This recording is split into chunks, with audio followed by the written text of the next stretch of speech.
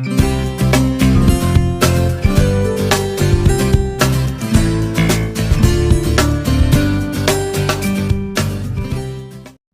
اللہ الرحمن الرحیم۔ السلام علیکم دوستو، امید آپ سب خیر و عافیت سے ہوں گے۔ بدھ چکن پارٹ 17۔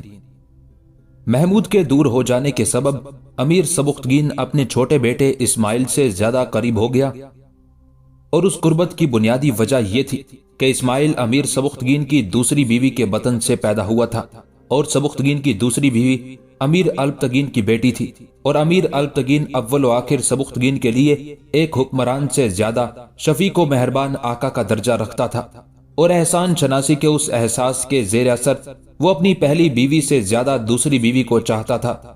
امیر البتگین کی بیٹی ایک انتہائی ذہین عورت تھی۔ اس نے اپنی خاندانی وجاہت سے بھرپور فائدہ اٹھایا اور آہستہ آہستہ امیر سبکتگین کے دل و دماغ پر اس حد تک تسلط حاصل کر لیا کہ والی غزنی اپنی دوسری بیوی کی کسی بات کو آسانی سے نہیں ٹال سکتا تھا۔ امیر البتگین کی بیٹی مناسب مواقع پر بڑی احتیاط و ہوشیاری کے ساتھ اپنے باپ کے احسانات کا ذکر کرتی تاکہ امیر سبکتگین اپنے دور غلامی کو فراموش نہ کر سکے۔ اس ذہین عورت نے کبھی اپنے شوہر پر طعنہ زنی نہیں کی، مگر اسے اس احساس کے دائرے سے باہر نکلنے بھی نہیں دیا کہ وہ کسی زمانے میں اس کے باپ کا غلام رہ چکا ہے۔ امیر البتگین کی بیٹی یہ ساری منصوبہ بندی محض اس لیے کر رہی تھی کہ اس کا بیٹا اسماعیل اپنے باپ کی محبت و توجہ کا مرکز بن جائے۔ پھر ایسا ہی ہوا۔ محمود امیر سبکتگین کی نظروں میں معطوب تو نہ بن سکا، مگر اس کی پہلے جیسی محبوبیت بھی برقرار نہ رہ سکی۔ نتیجتاً والی غزنی اپنے چھوٹے بیٹے اسماعیل کو اپنے بڑے فرزند محمود پر ترجیح دینے لگا۔ درباری امراء بھی بڑی دلچسپی کے ساتھ سیاست کا یہ نیا تماشا دیکھ رہے تھے۔ انہیں خوشی تھی کہ محمود اپنے باپ سے دور اور اسماعیل قریب تر ہوتا جا رہا ہے۔ پھر جلد ہی وہ منزل بھی آ گئی کہ امراء غزنی کو واضح طور پر نئے سیاسی انقلاب کے قدموں کی چاپ سنائی دینے لگی، اور یہ انقلاب اس کے سوا کچھ نہیں تھا کہ محمود کی جگہ اسماعیل تخت و تاج کا وارث بن جائے گا۔ درباری امراء بھی یہی چاہتے تھے کہ محمود کی پرجلال شخصیت سیاست و اقتدار کے پس منظر میں چلی جائے۔ اس خواہش کی بس ایک ہی وجہ تھی کہ وہ محمود کی حد سے زیادہ خود اعتمادی، بلند حوصلگی، بے خوفی اور سرکشی کے باعث ذہنی طور پر پریشان رہتے تھے۔ انہیں خدشہ تھا کہ اگر محمود برسر اقتدار آ گیا تو وہ اپنی منمانی نہیں کر سکیں گے، اور ان میں سے اکثر کی عمارتیں خطرے میں پڑ جائیں گی۔ عیش پرست اور غیر ذمہ دار لوگ یہی چاہتے تھے کہ ان کا افسر اعلیٰ بھی بزدل اور ناکارہ ہو تاکہ وہ آسانی کے ساتھ ان کے اشاروں پر رقص کر سکے۔ تمام امراء نے محسوس کر لیا تھا کہ وہ اسماعیل کے دور حکومت میں سکون و عافیت سے اپنے پسندیدہ انداز میں زندگی بسر کر سکیں گے۔ اس لیے سارے امیر والی غزنی کے سامنے اس کے چھوٹے بیٹے اسماعیل کی تعریفیں کرتے رہے تھے۔ ان جھوٹی اور ریاکارانہ تعریفوں نے امیر سبکتگین کو بڑے فریب میں مبتلا کر دیا، اور وہ آہستہ آہستہ اپنے لائق ترین فرزند محمود سے دور ہوتا چلا گیا۔ پھر اچانک غزنی کی تاریخ نے ایک نئی کروٹ لی۔ امیر سبکتگین اپنے دربار میں بیٹھا تھا کہ یکایک اسے ہلکی سی سردی کا احساس ہوا، اور کچھ دیر بعد تیز بخار ہو گیا۔ سبکتگین نے بہت کوشش کی کہ وہ بخار کی حالت میں بھی امور سلطنت انجام دیتا رہے، مگر بخار کی شدت نے اسے دربار سے اٹھ کر قصر شاہی جانے پر مجبور کر دیا۔ تمام درباری طبیب فوری طور پر طلب کر لیے گئے، اور پھر ان سب حاذق حکما نے والی غزنی کی نبض دیکھ کر بیک زبان کہا، امیر معظم، یہ موسمی بخار ہے، انشاءاللہ بہت جلد اتر جائے گا۔ طبیبوں کی روایتی تسکین آمیز گفتگو سن کر امیر غزنی مسکرانے لگا، مگر دیکھنے والے دیکھ رہے تھے کہ سبکتگین کی مسکراہٹ میں ایک عجیب سی تھکن پوشیدہ تھی۔ پھر یہ بخار شدت اختیار کرتا چلا گیا، یہاں تک کہ امیر سبکتگین پر بار بار غشی طاری ہو جاتی۔ مملکت کے تمام اعلیٰ طبیب باہم مشورے کے بعد مختلف تیز اثر دوائیں آزما رہے تھے، مگر کسی طرح بھی بخار نہیں ٹوٹتا تھا۔ بس ان دواؤں میں اتنی ہی تاثیر باقی رہ گئی تھی کہ کچھ دیر کے لیے بخار میں کمی واقع ہو جاتی تھی اور سبکتگین ہوش میں آ جاتا تھا۔ بیماری کے دوران امیر سبکتگین ترمز میں قیام پذیر تھا۔ اس کی شدید خواہش تھی کہ کسی نہ کسی طرح غزنی پہنچ جائے۔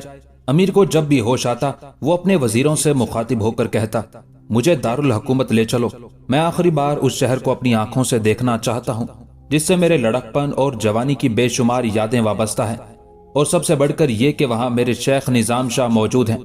اس سے پہلے کہ زندگی اپنی فطرت کے مطابق والی غزنی سے بھی بے وفائی کرے، مجھے نظام شاہ کے حضور لے چلو۔ صحت ملے یا نہ ملے، مگر مرتے وقت کم سے کم ایک مرد مومن کا چہرہ تو آنکھوں کے سامنے ہوگا۔ امیر سبکتگین کی خواہش سن کر تمام طبیب و غم گسار انتہائی شکستہ لہجے میں کہتے، امیر محترم اس طویل سفر کے متحمل نہیں ہو سکتے، ذرا توانائی بحال ہو جانے دیجئے، بس چند روز اور۔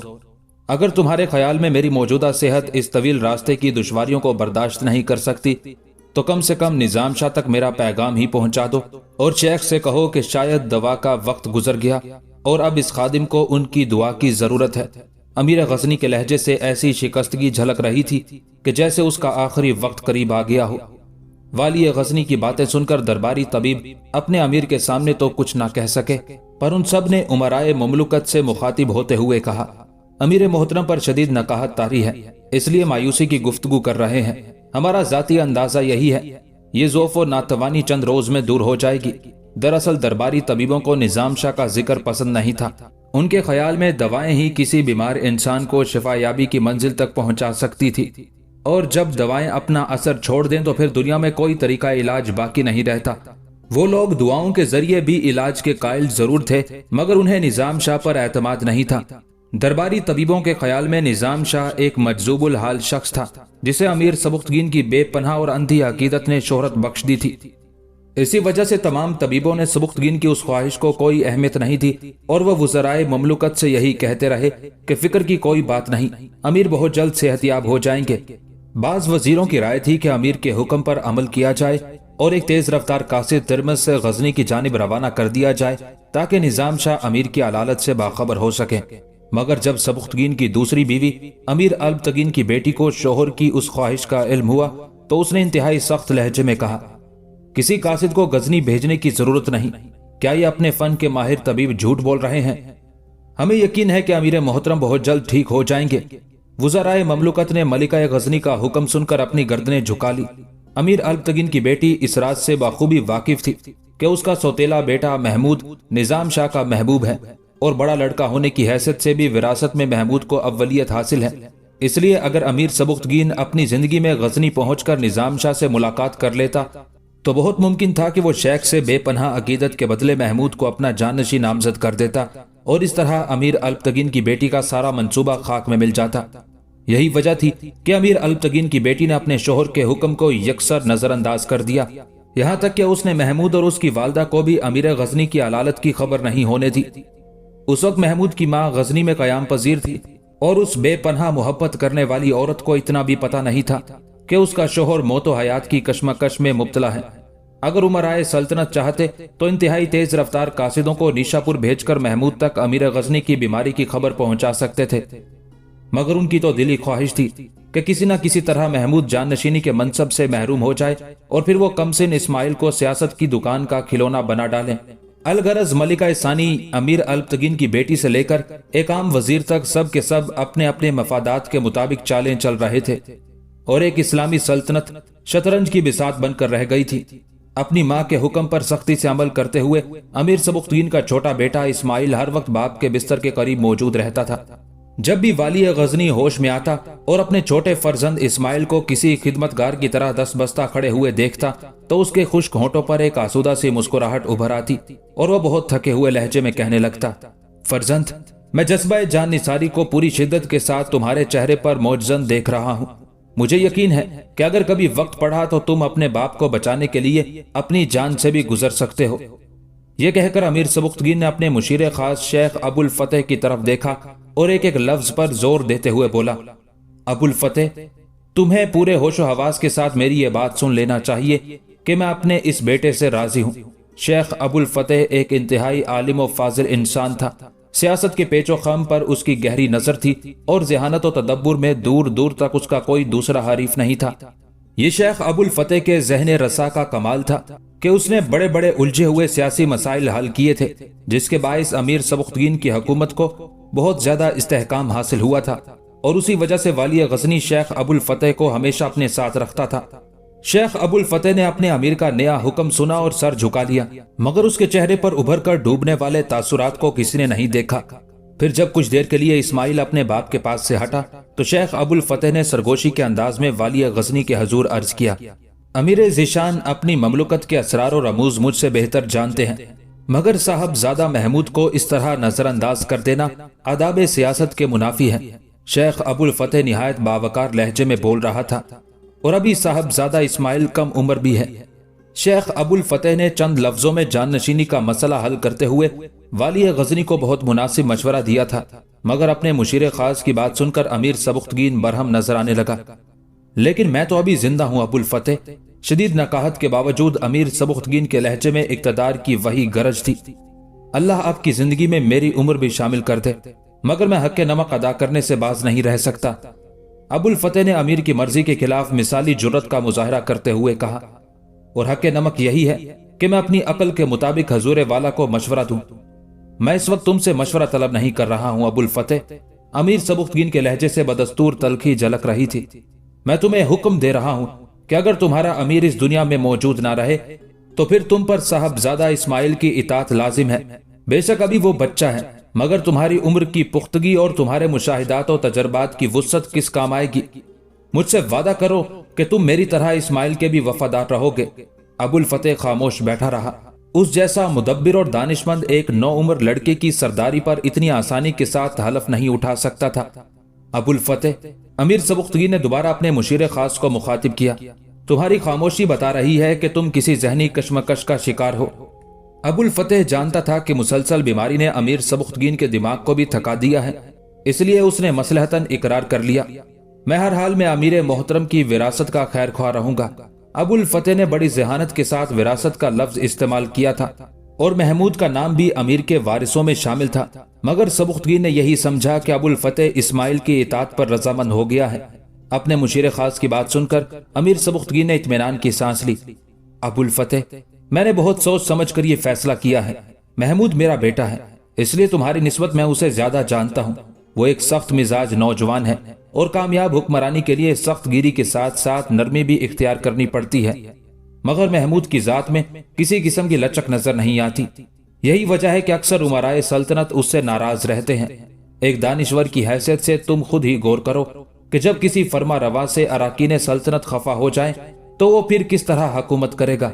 اگرچہ بات کرتے وقت سبکتگین کی سانس اکھڑ اکھڑ جاتی تھی، لیکن پھر بھی وہ اپنی زندگی کے اہم ترین فیصلے کی توجیہ بیان کیے جا رہا تھا، اور سب سے بڑھ کر یہ کہ محمود کے مقابلے میں اسماعیل کو خاص و عوام کی زیادہ حمایت حاصل رہے گی۔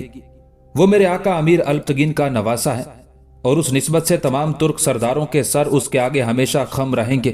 اس کے برعکس محمود کو یہ سیاسی تائید حاصل نہیں ہو سکتی۔ میں نے انہی تمام حقائق کے پیش نظر جان نشینی کے نازک ترین مسئلے کو حل کرنے کی کوشش کی ہے۔ میں جانتا ہوں کہ تجربے اور مشاہدے کے اعتبار سے اسماعیل ایک کمزور لڑکا ہے۔ وہ سیاست کے خارزار میں بار بار لڑکھڑائے گا اور بار بار زخمی ہوگا، مگر جب بھی ایسا ہو تو تم اپنے تدبر کا ہاتھ اس کی طرف بڑھا دینا، وہ فوراً سنبھل جائے گا۔ اور اگر اسماعیل اپنی کم فہمی کے ہتھیار سے خود ہی زخمی ہو جائے تو تم ایک لمحہ ضائع کیے بغیر اس کے زخم پر اپنی عقل و دانش کا مرہم رکھ دینا۔ اس طرح مجھے یقین ہے کہ وہ چند روز میں شفا یاب ہو جائے گا۔ ابو الفتح بہت غور سے والی غزنی کی گفتگو سن رہا تھا۔ پھر جب سبکتگین خاموش ہو گیا تو ابو الفتح نے بہت آہستہ لہجے میں رک رک کر کہا، گستاخی معاف، میری سمجھ میں نہیں آتا کہ امیر محترم اس قدر مایوسی کی باتیں کیوں کر رہے ہیں۔ اگر صاحبزادہ اسماعیل ہی کو سلطنت غزنی کا وارث ہونا ہے تو پھر وہ آپ ہی کی زیر نگرانی سیاست کے تمام اسرار و رموز سیکھ جائیں گے۔ کاش یہ ممکن ہوتا۔ امیر سبکتگین نے ایک آہ سرد کھینچی۔ ایسا لگتا ہے کہ میری مہلت زیست ختم ہو گئی۔ یہ کہتے کہتے امیر سبکتگین کی آنکھوں میں ہلکی سی نمی جھلکنے لگی تھی۔ نہیں امیر ذیشان، ابو الفتح نے بے قرار ہو کر کہا، آپ کی حوصلہ مندی تو تاریخ غزنی کا ایک روشن باب ہے۔ اگر آپ بھی ایسی شکستگی کی باتیں کرنے لگے تو پھر کیا باقی رہے گا؟ ہر طرف گہری تاریکی پھیل جائے گی۔ تمام درباری طبیبوں کی متفقہ رائے ہے کہ آپ کو کوئی لا علاج مرض لاحق نہیں ہے، اور پھر آپ کی عمر بھی ایسی نہیں ہے کہ سلطنت غزنی کے جان نثار آپ کی شفا یابی سے مایوس ہو جائیں۔ درباری طبیب میرا دل رکھنے کے لیے جھوٹ بھی بول سکتے ہیں۔ امیر سبکتگین نے جبراً مسکرانے کی کوشش کی، اور اگر ہم ان کی تشخیص کو درست مان لیں تب بھی وہ محض طبیب ہی رہیں گے۔ ان کی آنکھیں میرے جسم کی دیوار کے پیچھے دیکھنے کی صلاحیت نہیں رکھتی، مگر میں فرشتہ اجل کے قدموں کی چاپ کئی روز سے سن رہا ہوں جو لہجہ با لہجہ تیز تر ہوتی جا رہی ہے۔ کل رات میں نے ایک عجیب خواب دیکھا ہے۔ یہ کہہ کر امیر سبکتگین چند لمحوں کے لیے خاموش ہو گیا۔ اپنا خواب بیان فرمائیے امیر محترم، شاید آپ کا یہ کم علم خدمتگار اس خواب کی خوشگوار تعبیر پیش کر سکے۔ शेख अबुल फतेह की आवाज में हल्का हल्का इर्तियाज था। मैंने ख्वाब में एक बहुत बड़े तनावर दरख्त को जड़ से उखड़कर जमीन पर गिरते देखा है। अमीर सबुख्तगीन का लहजा उदास था। मेरे नजदीक ये किसी मुक्तदिर हस्ती के इंतकाल की इलामत है। वालिया गजनी का ख्वाब सुनकर शेख अबुल फतेह सन्नाटे में आ गया था, मगर फिर भी उसने अपने लहजे में मसनूई शगुफ्तगी पैदा करते हुए कहा, अगर आपके नजदीक इस ख्वाब की यही ताबीर है तो फिर वो मुक्तदिर हस्ती कोई और भी हो सकती है। नहीं अबुल फतेह, अब खुशगुमानियों से कुछ हासिल नहीं होगा। यकायक अमीर सबुख्तगीन के लहजे में सख्ती आ गई थी। जमीन पर गिरने वाला वो दरख्त मैं ही हूं। बेशक तुम मुझसे ज्यादा इल्म रखते हो, मगर मेरी एक बात बहुत गौर से सुनो, शायद तुम्हारे किसी काम आए। हम इंसान नाजिल शुदा मसाइब को दूर करने की तदबीरें और लाहक शुदा अमराज से निजात हासिल करने के तरीके सोचते रहते हैं। यह ऐसी ही बात है कि जैसे कोई कसाब किसी भेड़ को उसके बाल कुतरने के लिए पहली मर्तबा जमीन पर पटकता और उसके पांव मजबूती से बांध देता है। भेड़ अपने ऊपर एक नई और अजीब मुसीबत नाजिल होते देखकर जिंदगी से मायूस हो जाती है और मरने के लिए तैयार हो जाती है, लेकिन कसाब अपने काम से फारिग होकर उसे आजाद कर देता है और वो खुशी से उछलने कूदने लगती है। यानी वो ये ख्याल भी करती है कि उसे ज़िबा कर दिया जाएगा और उसके साथ ही ये उम्मीद भी होती है कि गुज़िश्ता मौके की तरह इस मर्तबा भी उसे रिहा कर दिया जाएगा। और जब कसाब उसके बाल कुतर कर उसे आजाद कर देता है तो वो फिर खुश हो जाती है और मौत का खौफ उसके दिल से निकल जाता है। फिर तीसरी बार जब कसाब उसे ज़िबा करने के लिए जमीन पर गिराता है और उसे किसी किस्म का खौफ नहीं होता और वो समझती है कि पहले की तरह इस बार भी थोड़ी सी देर के लिए उसकी आजादी सल्ब की गई है और कुछ लम्हों के बाद वो पहले की तरह आजाद हो जाएगी। उस वक्त वो भेड़ बेखौफी और बेखबरी की कैफियत में सांस लेती है और फिर इसी आलम में उसके गले पर छुरी फेर दी जाती है। हम इंसान भी चूंकि हमेशा तरह तरह की मुसीबतों और नित नए अमराज में आए दिन मुब्तला रहते हैं, इसलिए हर मुसीबत और मर्ज से रिहाई का ख्याल करके मुतमईन हो जाते हैं, यहाँ तक कि आखिरी मुसीबत मौत का पैगाम लेकर आती है और उस गफलत के आलम में हमारी गर्दन में मौत का फंदा डालकर हमें इस दुनिया से ले जाती है। यह कहकर अमीर सबुख्तगीन ने एक लम्हे के लिए सकूत इख्तियार किया और फिर बहुत ठहरे हुए लहजे में बोला, अबुल फतेह, तुम्हारा अमीर भी इस वक्त इसी कैफियत से दो चार है। शेख अबुल फतेह रोने लगा। अमीर सबुख्तगीन ने मौत व ज़ीस्त का अजीब फलसफा बयान किया था। सल्तनत गजनी का मुशीर खास अपने फरमा रवा की दिलजोई के लिए कुछ कहना चाहता था, मगर सबुख्तगीन शदीद नकाहत के सबब बेहोश हो गया। 4 दिन तक वालिया गजनी की यही हालत रही। कुछ देर के लिए होश में आता और फिर तवील गशी तारी हो जाती। इसी दौरान अमीर सबुख्तगीन ने लड़खड़ाती हुई आवाज में उमराए सल्तनत के सामने अपने छोटे बेटे इस्माइल की जाननशीनी की वसीयत की और वहदानियत और रिसालत पर गवाही देता हुआ दुनिया से रुखसत हो गया। वो शबान का महीना था जब अमीर सबुख्तगीन ने इस आलम खाकी को अलविदा कहा। सबुख्तगीन का इंतकाल 387 हिजरी में तिरमिज़ के मकाम पर हुआ। इंतकाल के वक्त सबुख्तगीन की उम्र 56 साल थी। उसने अदल व इंसाफ के साथ 20 साल तक हुकूमत की। अमीर सबुख्तगीन की वसीयत के मुताबिक उसके जिस्म को ताबूत में रखकर गजनी लाया गया था। अमीर की मौत की खबर सुनकर पूरे गजनी में एक कोहराम सा बरपा था। किसी को यकीन नहीं आ रहा था कि उनका शफीक व मेहरबान फरमा रवा इतनी खामोशी के साथ अचानक अपने आखिरी सफर पर रवाना हो जाएगा। महमूद की माँ शिद्दत गम से निडाल थी और चीख चीख कर उमराए सल्तनत से कह रही थी, क्या तुमने इस बात की भी जरूरत महसूस नहीं की कि मुझे मेरे शोहर की बीमारी की इत्तला फराहम कर दी जाए? जवाब दो कि इस बेहिसी और गैर जिम्मेदारी का मुजाहिरा क्यों किया गया? उमराए सल्तनत मलिका अव्वल के सवाल का क्या जवाब देते कि मलिका सानी अमीर अलतगीन की बेटी ने बहुत सख्ती से उनकी जबानों पर मोहरें लगा दी थी और तमाम हरकतों सकनात पर सख्त पहरे बिठा दिए थे।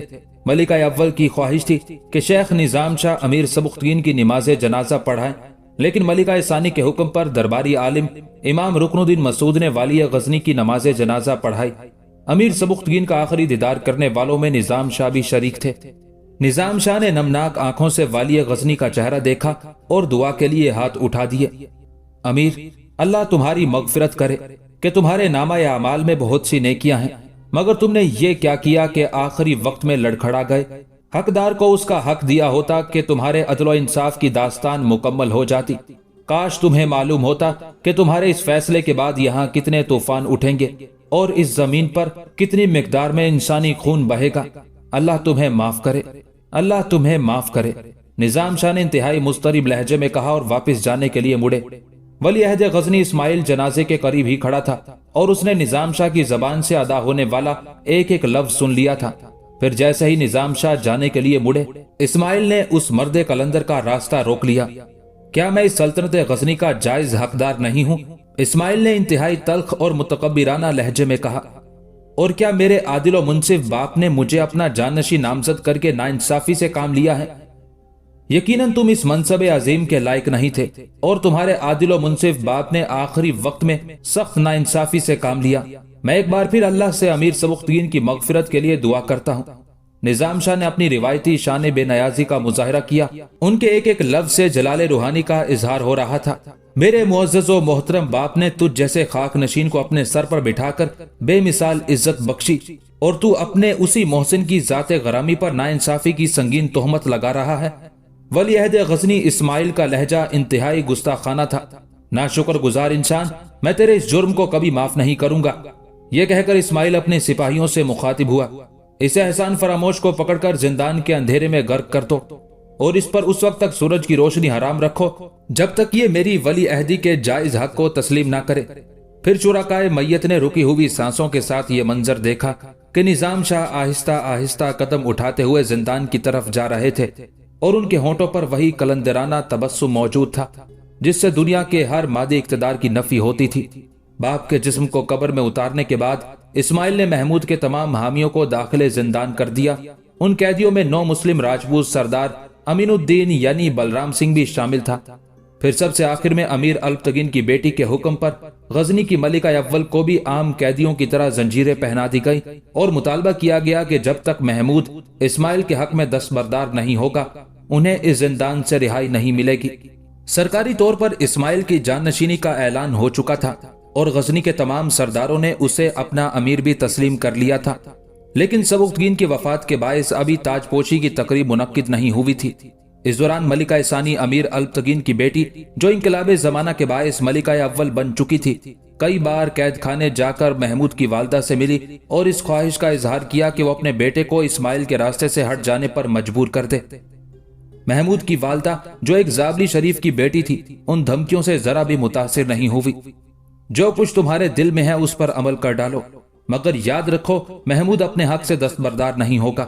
महमूद की वालदा के लहजे से उसी रोबो जलाल का इजहार हो रहा था कि जैसे वो आज भी गजनी की मलिका अव्वल हो और अमूर सल्तनत में पूरा इख्तियार रखती हो।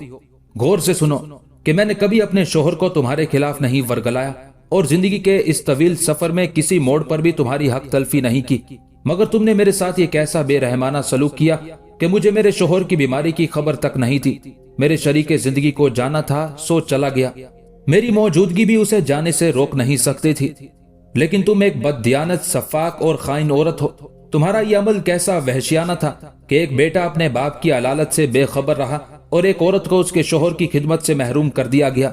तुमने लोगों को उनकी अमानतें नहीं पहुंचाई, इसलिए बहुत जल्द तुम्हारे हकूक भी सल्ब कर लिए जाएंगे और तुम्हें इस जमीन पर कोई गोशा आफियत मुयस्सर नहीं आएगा। दुनिया का हर महरूम इंसान इसी तरह आसूदा हाल लोगों को बद्दुआएं देता है, मगर कलमाते बद उन खुश नसीबों पर असरअंदाज नहीं होते जिनकी तकदीरें सूरज की किरणों से लिखी जाती हैं। अमीर अल्पतगीन की बेटी ने मुस्कुराते हुए कहा, मैं तुम्हें आखिरी बार हुक्म देती हूँ कि तुम अपने बेटे महमूद को मेरे फर्जंद इस्माइल की इताअत पर मजबूर कर दो, वरना तुम ज्यादा दिन तक जिंदान की सख्तियों को बर्दाश्त न कर सकोगी। मैंने अभी तक बहुत रवादारी से काम लिया है, मगर ये बात मुझे भी नहीं मालूम कि मेरी आतिश गजब किस वक्त भड़क जाएगी और फिर उस आग में क्या कुछ जलकर राख हो जाएगा। तुम इस राज से बाखूबी वाकिफ हो कि मैं गजनी की मलिका अव्वल हूँ और मुझे अपने शोहर के सिवा किसी दूसरे का हुक्म सुनने की आदत नहीं है।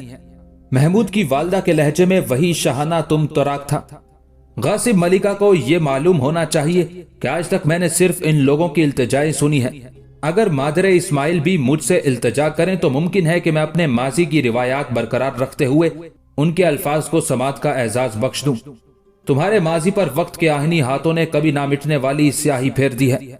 अमीर अल्पतगीन की बेटी ने इंतहाई तहकीर आमेज लहजे में कहा, अब तुम सिर्फ अपने हाल की तरफ देखो और तुम्हारा हाल ये है कि तुम जंजीरों में जकड़ी हुई एक मजबूर औरत हो जिसकी हर सांस पर मुझे मुकम्मल इख्तियार हासिल है। अगर मैं चाहूं तो इसी वक्त तुम्हारी सांसों का शुमार खत्म हो सकता है। गजनी की मौजूदा मलिका उसी लहजे में बोल रही थी जो बर्बरियत की कोख से पैदा होता है और फिर बढ़ते बढ़ते हामानो, शिदाद, फिरौन और नमरूद के दावों की शक्ल इख्तियार कर लेता है। जिसे अपनी सांसों पर इख्तियार ना हो वो किसी दूसरे की सांसें किस तरह गस्ब कर सकता है। महमूद की मां ने बड़े सब्र व तहम्मुल से जवाब दिया, तुम अपने बेटे महमूद को लिखो कि अमीर सबुख्तगीन मरहूम अपनी जिंदगी में विरासत का फैसला कर चुके हैं। गजनी की मौजूदा मलिका के आसाब पर ताकत का नशा तारी था, इसलिए वो सियासी तकाजों से बेनयाज होकर बोल रही थी। अमीर के फैसले के बाद इक्तदार का मसला मुतनाज़ नहीं रहा। इस्माइल किसी शिरकत के बगैर इस ताजे गजनी का वारिस है, इसलिए महमूद को सर इतात खम करते हुए दारुल हुकूमत पहुंच जाना चाहिए और फिर इस्माइल के जश्न ताजपोशी में शिरकत करके अपने नए अमीर के हाथ पर बैत कर लेनी चाहिए। इसी में उसकी आफियत है। हमने अपने बेटे को जिंदगी भर सिर्फ 2 सबक दिए हैं, मासूल मलिका ने उसी शहाना वकार के साथ कहा। पहला ये कि अपने हक की हिफाजत के लिए हर सूदो ज़िया से बेनयाज होकर आखिरी सांस तक लड़ते रहो। दूसरा ये कि बंदगाने खुदा के हकूक पर गासिबाना कब्जा तो कुजा, उनकी तरफ हरीसाना नजरों से देखना भी हराम है। अब तुम्हें अपने बेटे को तीसरा सबक भी देना होगा। मलिका गजनी के मुतकब्बिराना लहजे में मजीद शिद्दत आ गई थी और वो सबक ये है कि अगर महमूद अपनी जान की बका चाहता है तो बिला ताखिर इस्माइल के सामने घुटनों तक झुक जाए। माज़ल्ला, माजुल मलिका ने अपने दोनों कानों को हाथ लगाते हुए कहा, अगर महमूद पर ऐसा वक्त आ गया तो मैं उसकी मौत के लिए हाथ उठाना ज्यादा पसंद करूंगी, और उसे यह भी लिख दो कि अगर उसने हमारा मुतालबा तस्लीम नहीं किया तो फिर तुम्हारी जिंदगी की जमानत नहीं दी जा सकती। महमूद की वालदा को खौफजदा करने के लिए मलिका गजनी ने बड़ा ओछा हथियार इस्तेमाल किया था। मैं अपने बेटे को खूब जानती हूँ, कैदी मलिका ने मुस्कुराते हुए कहा, अगर तुम महमूद के पास मेरी लाश भी भेज दो तो वो अपने हक से दस्तबरदार नहीं होगा। मलिका गजनी मायूस होकर चली गई। फिर उसने अपने तमाम हमनवा सरदारों को तन्हाई में तलब करते हुए पूरी सूरत हाल से आगाह किया और महमूद की वालदा के इनकार के सिलसिले में मशवरा मांगा। अभी तमाम वज़राए ममलुकत गहरी सोच में डूबे हुए थे कि मलिका गजनी खुद ही बोल उठी, मेरा ख्याल है कि अगर इस बद दिमाग औरत पर हल्का सा तशद्दुद किया जाए तो इसके होशो हवास दुरुस्त हो जाएंगे और फिर वो महमूद को इस्माइल की इताअत पर मजबूर कर देगी। नहीं मलिका आलिया, तमाम वज़राए ममलुकत ने बैक जबान कहा, आपकी ये सोच दुरुस्त नहीं है। एक तो वो औरत हैं और दूसरे गजनी की मलिका अव्वल भी रह चुकी हैं, इसलिए उनके साथ तशद्दुद का रवैया मुनासिब नहीं। जब अहले गजनी को यह खबर पहुंचेगी तो एक मजलूम औरत होने के सबब रियाया के दिलों में उनका एहतराम बढ़ जाएगा और इसके बरक्स आपके वकार को नाकाबिले तलाफी नुकसान पहुंचेगा। वज़राए ममलुकत दूर अंदेशी से काम लेते हुए गजनी की जज्बाती मलिका को मशवरा दे रहे थे। वैसे हमारी जाती राय तो यही है कि आप उन्हें जिंदान की तारीकी से निकालकर कसरे शाही के किसी आरास्ता कमरे में मुंतकिल कर दें। इस तरह तो रियाया से उसका राब्ता कायम हो सकता है। अपने वजीरों का मशवरा सुनकर मलिका गजनी की पेशानी शिकनों से भर गई थी और इस राब्ते के पर्दे में कोई बगावत भी परवरिश पा सकती है। अमीर अल्पतगीन की बेटी का अंदाज़े गुफ्तगू तहकीर आमेज था, जैसे वो अपने वजीरों के मशवरे का मजाक उड़ा रही हो। किसी बगावत का इम्कान तो मौजूद नहीं कि गजनी के अवाम पर हमारी गिरफ्त मजबूत तर है। एक वजीर ने जवाबन कहा, हमने मलिका आलिया को यह मशवरा नहीं दिया कि साहबजादा महमूद की वालदा को ऐसे छोड़ दिया जाए और वो कसरे शाही की हदूद से निकलकर गजनी के बाशिंदों को आपके खिलाफ भड़काती फिरे। हमने तो सिर्फ इतना अर्ज किया था कि आहनी जंजीरों को उनके जिस्म से अलग कर दिया जाए ताकि गजनी के अवाम आपके फराख दिलाना तर्ज अमल को सताइशी नजरों से देखें और आपकी जाते गरामी पर कोई हर्फ ना आए। आप ज्यादा से ज्यादा उन्हें कसरे शाही के एक कमरे में बंद कर दें ताकि अवामी राब्ते के सारे अंदेशे खत्म हो जाएं और उनके हल्का असर के लोग आपकी तरफ अंगुश्त नुमाई ना कर सके। वज़राए ममलुकत ने इंतहाई मुनासिब मशवरा दिया था, मगर गजनी की जज्बाती और जिद्दी मलिका ने अपने मुशीरों की राय को लायक इतना नहीं समझा। अमीर अल्तगीन की बेटी ने महमूद की वालदा पर किसी किस्म का तशद्दुद तो नहीं किया, मगर उनकी जंजीरें भी नहीं काटी और मलिका अव्वल को एक आम कैदी की तरह अपने रोजो शब बसर करने पर मजबूर कर दिया। फिर एक दिन अपने वजीरों से मशवरा किए बगैर मलिका गजनी ने खुफिया तौर पर एक मोतबर कासिद को महमूद के नाम खत देकर निशापुर की तरफ रवाना किया।